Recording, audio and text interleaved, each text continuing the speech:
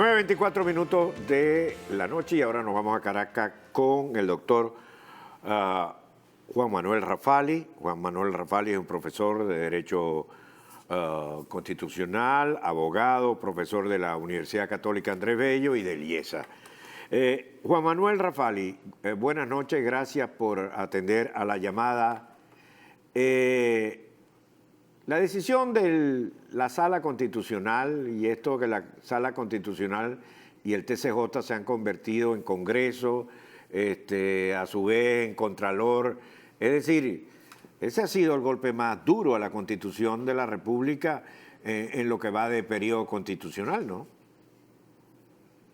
Sí, muchas gracias por la llamada, Leopoldo. En efecto, es un nuevo episodio, ¿no? Quizás de los más grotescos porque en este caso, tratándose del presupuesto nacional, pues hay normas expresas en la Constitución, como el artículo 187 ordinal 6 y el artículo 311, entre otros, que dicen claramente que el presupuesto nacional hay que aprobarlo mediante una ley que tiene que ser presentada a la Asamblea Nacional. No hay otro cuerpo legislativo distinto a la Asamblea Nacional que tenga esa competencia y por lo tanto pues se trata de una usurpación de funciones que están concretando o consumando el Tribunal Supremo de Justicia en Sala Constitucional y el presidente de la República, pues en esa conchupancia que ha habido desde el mes de enero para anular el funcionamiento de la Asamblea y pues simplemente que el país esté funcionando prácticamente con dos poderes principalísimos, que son el Ejecutivo, que a su vez instruye al CNE, y el Poder Judicial, ¿no? Que está a la orden de lo que le solicite el presidente de la República. Es decir, simplemente con una sentencia interlocutoria de la sala electoral se sacaron los diputados de Amazonas, el país deja de ser una federación, porque no tiene el Amazonas representación en el Parlamento, y con la excusa de ese juicio que nunca lo van a decidir o que ya tienen tantos meses y no han hecho nada, pues dejan a la Asamblea Nacional maniatada bajo una supuesta situación de desacato, obviando pues que fue electa por 8 millones de venezolanos en unas elecciones absolutamente limpias y que le confieren 2/3. Entonces esto no es otra cosa sino una maquinación fraudulenta para que la Constitución no se aplique y para que el Poder Legislativo, que es el más democrático y representativo de todos los poderes del Estado, pues simplemente esté pintado en la pared.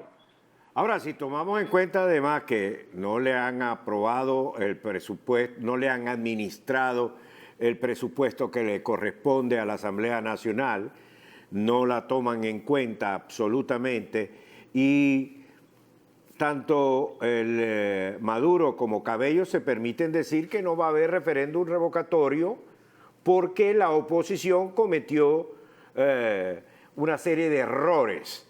Es decir, lo que estamos hablando aquí es que Venezuela, es decir, ya aquí no es una cosa que está medio embarazada la señora, no.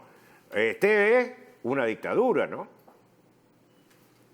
Fíjate, mientras más se exige la aplicación de la Constitución y más se ponen a prueba las instituciones, más queda de bulto, más queda en evidencia que la Constitución no está siendo respetada por, como te digo, en este caso, el Poder Ejecutivo y sobre todo por la Sala Constitucional. Eso lo que hace es que no haya reglas del juego claras y que el presidente de la República esté gobernando a través de un dibujo libre. Baste con decir que tenemos un estado de excepción por emergencia económica que no podía durar más de 120 días y que ya lleva como 300, es decir, ya de ser una excepción se ha convertido en lo habitual, pues, y con ello también se sustraen competencias de la Asamblea, que él, por cierto, ha rechazado ese decreto de estado de excepción por emergencia económica. Es decir, toda manifestación de control político a través de la Asamblea Nacional y de leyes que pudieran ser incómodas al gobierno están siendo anuladas. Lo del revocatorio es otra cosa. Hasta ahora no ha salido ninguna decisión. Hay ese juicio que se metió, por cierto, hace varios meses ya, en donde supuestamente por 10 o 12 mil o 13 mil firmas que están dudosas se pretende pedirle a la Sala Constitucional que reponga el proceso al Estado a que se vuelvan a recoger la firma. Bueno, si eso fuese así, todas las elecciones presidenciales que hemos tenido han sido nulas, porque en todas votan personas fallecidas personas que tienen 120, 150 años, pero eso son cantidades mínimas que no cambian el resultado final de la elección, que es lo que normalmente dice la doctrina en todas las sentencias de la sala electoral, no solo en Venezuela, sino en cualquier país del mundo.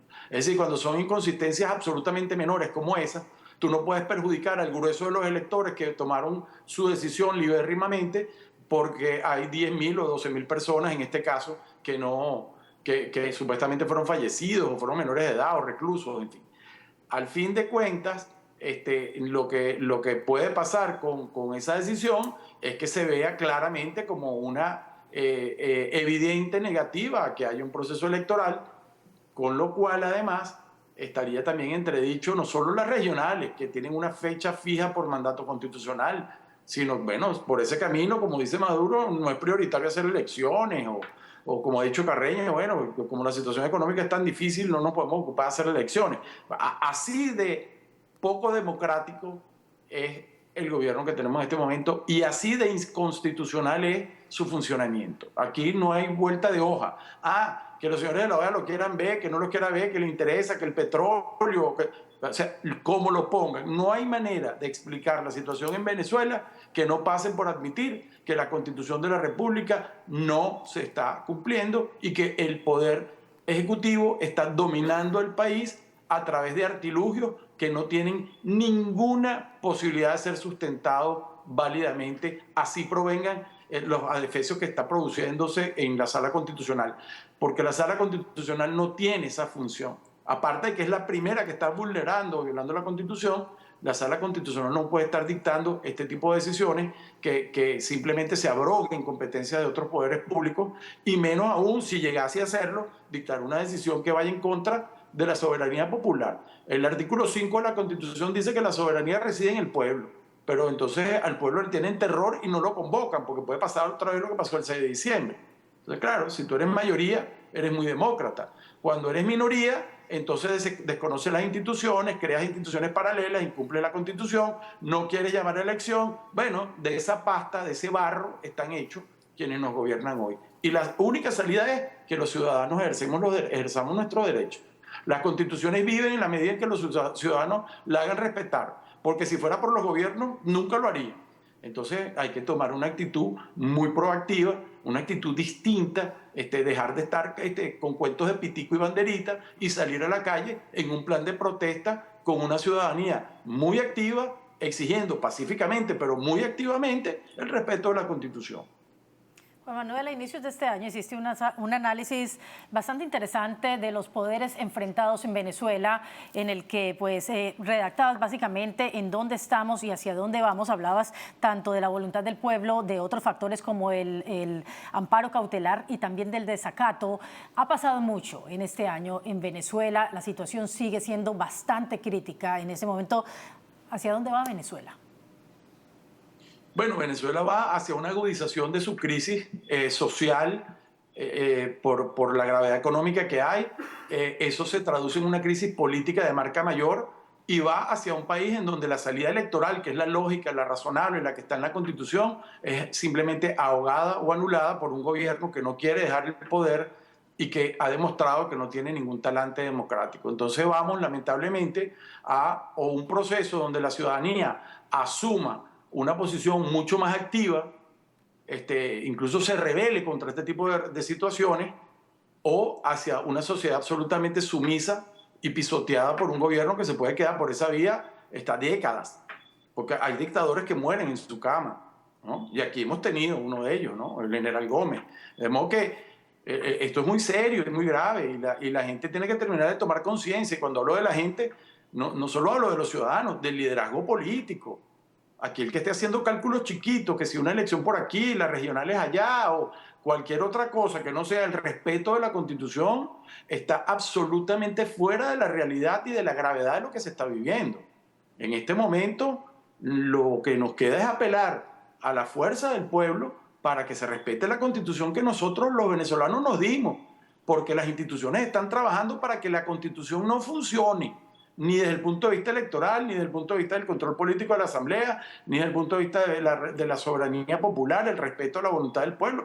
Entonces, ¿qué es lo que nos queda? Hacer que se respeten nuestros derechos, porque los derechos que se conquistan y después no se usan, no se ejercen o no se presionen para concretarlo, pues simplemente son derechos que quedan en el aire y que quien decide pues tomar las cosas por su mano, por su solo criterio y por su sola voluntad, terminan apropiándose de la vida de todos los ciudadanos. Y ahí es donde viene la diáspora y todo el mundo sale corriendo. Entonces, no, yo creo que aquí hay una generación completa de ciudadanos. Yo doy clases en 3 universidades aquí y yo veo esa cantidad de muchachos, de gente joven que está aquí, está dispuesta a luchar aquí. Y si el liderazgo político no se pone a la altura, pues esa generación completa va a rescatar su país, cueste lo que cueste. Y yo creo que nos estamos aproximando en pocas semanas a que eso ocurra. Creo que la manifestación que va a haber cuando se vayan a recolectar estas huellas para el referéndum revocatorio en los 3 días que están pautados a finales de octubre, bueno, va a ser una manifestación contundente, inobjetable, y por eso es que ahora lo único que pudiera quedarle al gobierno para zafarse de esa soga democrática que es la gente en los centros electorales, bueno, sería una sentencia absurda del Tribunal Supremo de Justicia, pero a mí me parece que sería un remedio peor que la enfermedad. Y estoy seguro que hay gente dentro del propio gobierno que no estaría de acuerdo con eso, porque en el fondo, por muy favorables al gobierno y al proceso revolucionario que sean, saben que lo que está en juego es la democracia venezolana que tanto nos ha costado conseguir y concretar. Muchísimas gracias, Juan Manuel Rafali. Gracias por atender la llamada. Gracias por tu opinión. Breve pausa y seguimos.